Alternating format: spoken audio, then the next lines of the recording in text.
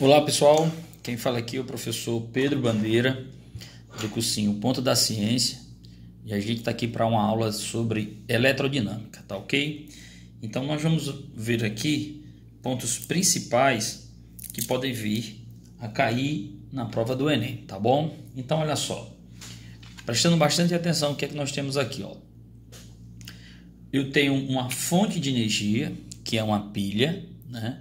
E essa pilha aqui, ó, ela converte alguma forma de energia, né, em energia elétrica. No caso da pilha, eu tenho energia química, mas eu posso ter energia eólica, eu posso ter energia nuclear, eu posso ter energia solar, tá certo? Então, o gerador ele tem a finalidade de quê? De transformar um certo tipo de energia em energia elétrica.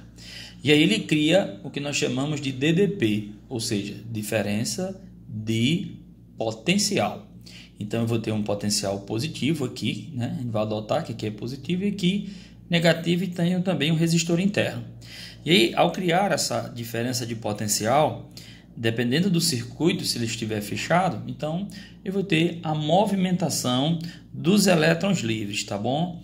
Só salientar uma coisa, pessoal, existe um sentido real e existe um sentido convencional. Então, o sentido real, nós vamos do polo de menor potencial, ou seja, do polo negativo para o polo positivo. Mas no sentido convencional, nós vamos adotar que a corrente elétrica é do polo positivo para o polo negativo, tá certo? E aí o que acontece quando esses elétrons livres, eles encontram um resistor elétrico? Ó, quando eles encontram um resistor elétrico, a passagem desses elétrons aqui, as colisões desses elétrons livres nos átomos, libera energia na forma de calor. Então o resistor ele tem, né, ele converte energia elétrica em calor. Esse efeito é chamado de efeito Joule, tá certo? Então eu tenho um resistor onde vai dificultar a passagem desses elétrons livres, consequentemente aquecendo e fazendo o que nós chamamos de efeito Joule. Aí uma coisa que vocês não podem esquecer lá na prova do Enem, pessoal, ó, uma coisa bem simples, tá bom? A corrente elétrica, ela pode ser contínua, tá certo? Ó, se você olhar aqui, ó, com o passar do tempo, a corrente elétrica nem aumenta nem diminui. Um exemplo disso são as pilhas. Então, as pilhas são um exemplo simples de corrente contínua. E aqui nós temos, né, a corrente alternada, chamada CA. Note que ora a corrente vai estar positiva, ora negativa, ora positiva, ora negativa. Ou seja, ela muda de sentido no decorrer do tempo, chamado de corrente alternada. É o exemplo disso que a gente tem as tomadas nas nossas casas, tá bom?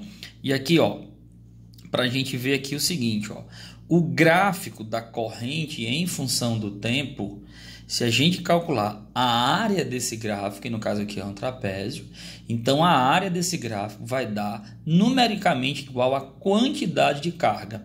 E aí, Bandeira, o que quer dizer 2 amperes? Quer dizer que passa 2 coulombs de carga elétrica em uma unidade de tempo. Ok? Vamos a mais um detalhe. Ó, falar um pouquinho sobre resistência. Resistência é ela mede a dificuldade da passagem da corrente elétrica. Olha que interessante aqui, vou até aproximar da tela aqui de vocês, ó.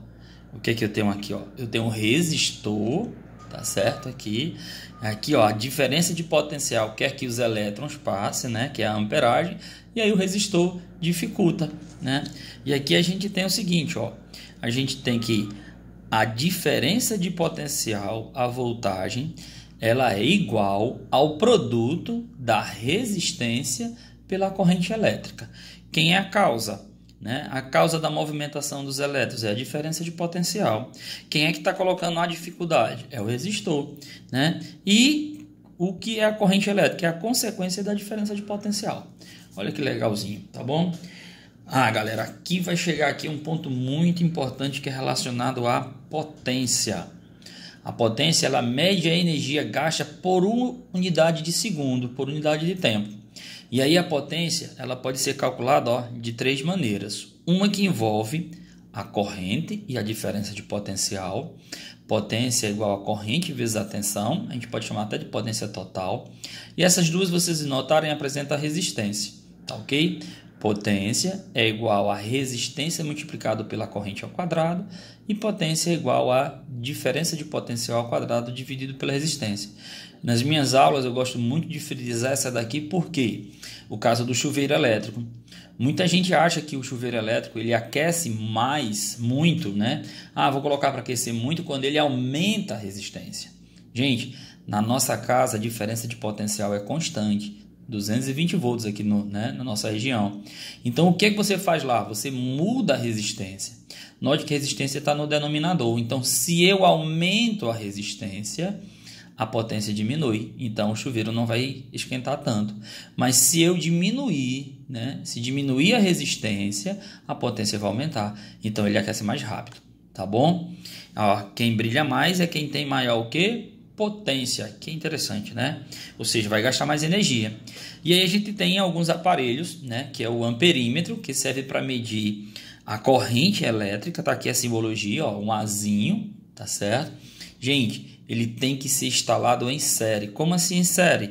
A corrente que passa no amperímetro tem que passar na resistência, tá bom? Ela não pode ser desviada.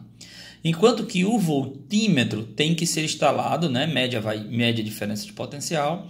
E ele tem que ser instalado em paralelo. Paralelo como assim, professor? Então, olha só. Note que esse potencial para o voltímetro é o mesmo potencial para essa resistência.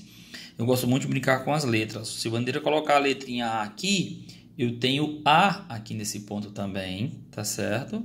E tenho A nesse ponto, então é o mesmo potencial. Da mesma forma, voltando para cá. Se eu colocar o B aqui, tem o mesmo potencial para esse, tem o mesmo. Então, qual é a diferença de potencial aqui? É AB. E qual a diferença de potencial aqui? Também é AB. Ou seja, está ligado em paralelo, tá certo? Então, não esquece disso aqui não.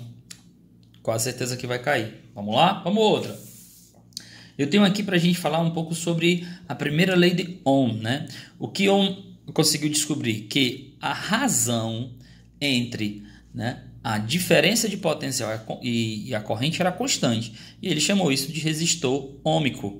Agora aqui, dá uma olhada no gráfico aqui, Eu tenho o meu gráfico, é importante, diferença de potencial em função da corrente.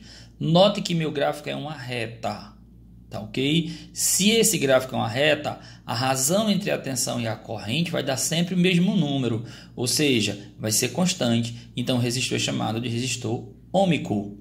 Notem que esse gráfico aqui não é uma reta.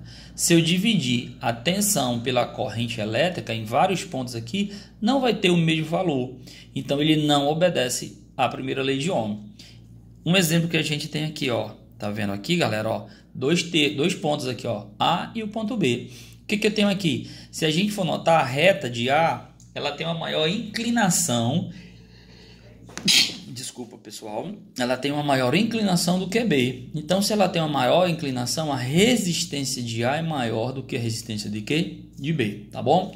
Resistor ôhmico, reta. Resistor não ôhmico, não é uma reta. Aí aqui a gente tem que os resistores, eles podem ser associados em série. Galera, a associação em série é que a corrente que passa nesse resistor passa nesse e passa nesse, tá ok?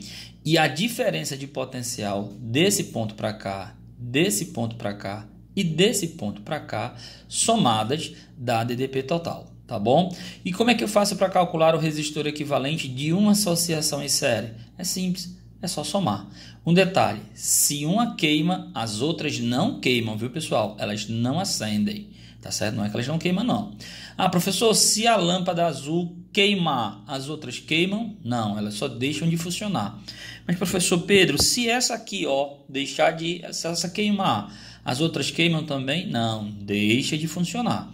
Agora um detalhe, por que deixa de funcionar? Porque a corrente elétrica não tem como passar, ok? A nossa residência, não é associada em série, porque senão todos os aparelhos deveriam ficar ligados 24 horas. Se a gente desligasse uma lâmpada, nenhum outro utensílio da nossa casa funcionaria, tá bom?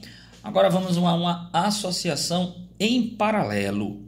Na associação em paralelo, que está na nossa casa, o que nós temos aqui? Que, Ó, pessoal, deixa eu só mudar de canetinha para a gente ficar com uma coisa melhor. Ó, se a gente colocar a letrinha A aqui, daqui para cá não tem nenhum dispositivo eletrônico, então aqui também vai ser a letrinha A. Aqui também, professor Bandeira, ó, A. E aqui também, A.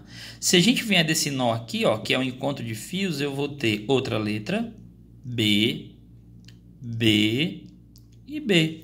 Note que todos os resistores têm a mesma diferença de potencial. É o que caracteriza a associação em paralelo. Então, ó, professor, e a corrente? A corrente, quando chega nesse nó aqui, ela é dividida. Tá certo? Então, aquele resistor que tiver menor valor de R é que vai passar a maior corrente elétrica. Tá bom? E aí, professor Pedro, como é que eu posso fazer, então, para calcular a associação, trocar esses 3 resistores por um só equivalente? É simples. O inverso do resistor equivalente é igual ao inverso de R1 mais o inverso de R2. Se eu tivesse outros, 1 sobre R3 mais 1 sobre R4. Tem um detalhe, ó, se você tiver apenas 2 resistores, é só fazer o produto pela soma, tá bom? E uma coisa, ó, os fios são independentes. A gente tem lá, né, a nossa tomada lá, ó, toda paralela, tá bom? A diferença de potencial em cada um desses polos são a mesma. Então, pessoal, espero que tenha ajudado vocês aí, tá bom? Não esqueça de dar o gosteizinho e colocar e marcar lá no sino, porque na hora que você deixar assim marcado no sino, assim que o professor Bandeira colocar uma aula, você vai ser avisado, tá bom? Um abraço, fica com Deus.